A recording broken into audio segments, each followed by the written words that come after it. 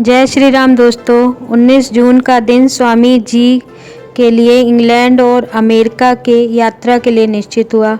स्वामी जी के अनुरोध से स्वामी तुरायानंद जी ने उनके साथ जाने की तैयारी की।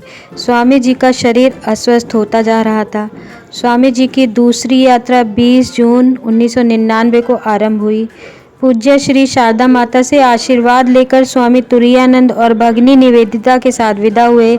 31 जुलाई को स्वामी जी लंदन पहुंच गए और 16 अगस्त को न्यूयॉर्क चले गए। 2 सप्ताह बाद कैलिफोर्निया की यात्रा आरंभ हुई। 8 दिसंबर को वेदांत पर हजारों श्रोताओं के समक्ष भाषण हुआ। न्यूयॉर्क से होकर पेरिस चले गए। स्वामी जी लगभग 30 माह पेरिस में बिताकर वो 24 अक्टूबर को वियना की ओर चल पड़े। अचानक उन्हें समाचार मिला कि मायावती आश्रम अल्मोड़ा के संस्थापक श्री सेवियर का स्वर्गवास हो गया है। अतः वो भारत के लिए रवाना हो गए। दोस्तों, स्वामी विवेकानंद जी दार्शनिक थे, साधक थे, जागृत थे और चैतन्य हिंदू थे। श्री सेवियर की मृत्यु से वो व्याकुल हो उठे थे। स्वामी जी को भी दमा ने परेशान करना शुरू कर दिया था। कलकत्ते के प्रसिद्ध डॉक्टर मी सेंडरस चिकित्सा करने लगे उनकी। उन्हें पूर्ण विश्राम का निर्देश मिला था, पर वो निश्चेष्ट होकर बैठे नहीं रह सके। कभी भजन, कभी वेद मंत्र, कभी उच्चारण करते, कभी बाल की तरह हंसी ठिठोली करते, कभी ध्यान मग्न हो जाते। स्वामी जी चाहते थे ये भारत के युवक झाल करताल न बजाएं, तुरही और भेदी रणवाद्य बजाएं, हर हर बम बम का घोष करें। श्री हनुमान का आदर्श सबके सामने हो, केवल राम के भारत की सेवा हो और राम की सेवा हो, सर्वत्र शूरता और दृढ़ता के दर्शन हो। 1901 दिसंबर के मास सम्मेलन हुआ तो अनेक श्रद्धालु प्रतिनिधि उनसे मिलने बेलूड़ मठ आए। ऐसी थी हमारे चरित्र नायक की देशभक्ति, निरंतर चिंतन और समर्पण। हिंदी के प्रति उनकी यह भावना सभी देशभक्तों में हो रही थी। 1902 के जनवरी मास में स्वामी जी डॉक्टर ओमकाकुरा के साथ बोधगया गए। फिर से पवित्र बोध वृक्ष के नीचे ध्यानस्थ हुए और तब उन्हें काशी की यात्रा की। रामकृष्ण के जन्मोत्सव का समय निकट आ रहा था।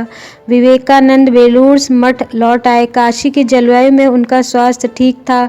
बेलूड़ में उनका रोग बढ़ता गया। जन्मोत्सव का आनंद खंडित हो गया। समारोह हो रहा था। स्वामी जी शैया पर पड़े। 2 क्षण के लिए उन्होंने किसी प्रकार खिड़की से जन समुदाय को देखा। इस समय वो देश और दीन मानवता की ही चिंता कर रहे थे। जून मास 1902 ईस्वी के प्रथम सप्ताह के प्रत्येक कार्य के प्रति उदासीनता दिखने लगी। 4 माह में उन्होंने पंचांग मंगाया और स्वयं देखते थे। वो संभवतः उनकी यह महायात्रा का दिन निश्चय कर लिया था। उन्होंने मन मन जान लिया था कि उनकी महायात्रा का कौन सा दिन है। 4 जुलाई का समय आ गया था। वो सबके साथ बात करने लगे। दूसरे दिन अमावस्या व शनिवार था। उन्होंने श्री काली की पूजा की इच्छा प्रकट की और अपने कक्ष में बंद हो गए। 3 घंटे के बाद श्याम गीत गाकर सबके सामने बाहर निकल के आए। मठ के प्रांगण में मंचल निष्ठ निवेद जने गाते हुए टहलने लगे। सबके साथ भोजन किया, जबकि अस्वस्थ होने के बाद से उनके साथ भोजन नहीं करते थे। स्वामी जी अपने बीच स्वामी जी को पाकर सभी भक्त बहुत आनंदित हुए। उन्होंने कहा कि आप आज स्वस्थ लग रहे हैं। तीसरे पहर स्वामी जी प्रेमानंद के साथ बाहर घूमने गए। संध्या में वो अपने दुतल्ले पर के कक्ष में चले आए। साथ रहने वाले ब्रह्मचारी को द्वार एवं वातायन खोल देने का आदेश दिया। बाहर गहन अंधकार था। ब्रह्मचारी को बाहर बैठाकर जप करने लगे और कह दिया वे स्वयं जपमाल लेकर पद्मासन में बैठ गए। 1 घंटे के बाद आसन से उठकर बिस्तर पर लेट गए। ब्रह्मचारी को बुलाकर पंखा करने के लिए कहा। उन्होंने 2 बड़ी सांसें ली और उनका शीश हिल गया। ब्रह्मचारी घबरा गया। उसने बाहर आके सूचना दी। सबने आकर देखा तो योगी अनंत निद्रा में शयन कर रहे थे। स्वामी जी ने यात्रा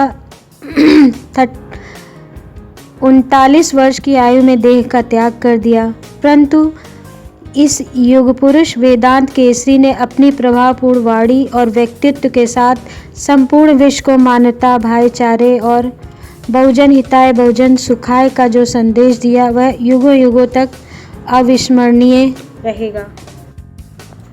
स्वामी जी के अनमोल वचन। हमें ऐसा उपाय करना होगा जिससे हमारे युवकों को वेदों, अनेक दर्शनों और भाष्य ग्रंथों की शिक्षा प्राप्त हो। साथ ही अन्याय अवैदिक धर्मों के ग्रंथ भी उन्हें समझा दिए जाएं ताकि उन्हें घर का ज्ञान हो जाए और वे बाहर की बातों से भी अपरिचित ना रहें।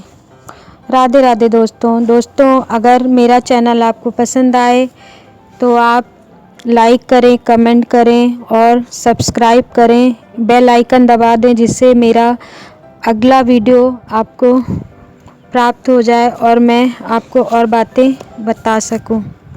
राधे राधे।